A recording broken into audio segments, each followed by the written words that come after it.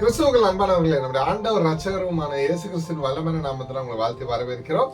இன்றைய வேத தியான பதிவாசி தெரிந்து கொள்ளப்பட்ட வேத வசனம் மத்தேயு 27 அதிகாரம் வசனங்கள் 65 மற்றும் 66.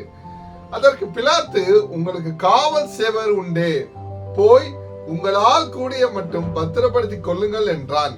அவர்கள் போய் கல்லுக்கு முத்திரை போட்டு காவல் வைத்து கல்லறை பத்திரப்படுத்தினார்கள். ஆமே. கிறிஸ்துவுக்குள் பிரியமான இயேசு கிறிஸ்து சிலுவையில் அறையப்பட்டு அடக்கம் செய்யப்பட்டு பிறகு அவருடைய கல்லறைக்கு காவல் வைக்கப்படும் நிகழ்வை வசனம் நமக்கு விவரிக்கின்றது. எனக்கு பிரியமானவர்கள், இவ்வசனத்தின் 3 முக்கிய கருத்துக்களை நாம் இன்று தியானிப்போம்.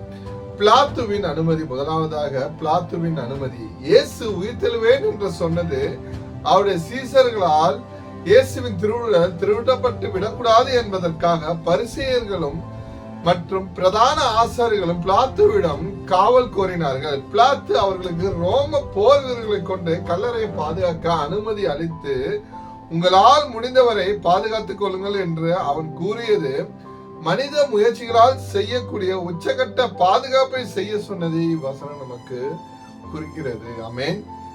இரண்டாவதாக கல்லுக்கு முத்திரை. அவர்கள் கல்லறை மூடியிருந்த பெரிய கல்லின் மீது ரோம அரசாங்கத்தின் அதிகாரப்பூர்வ முத்திரையை இட்டார்கள்.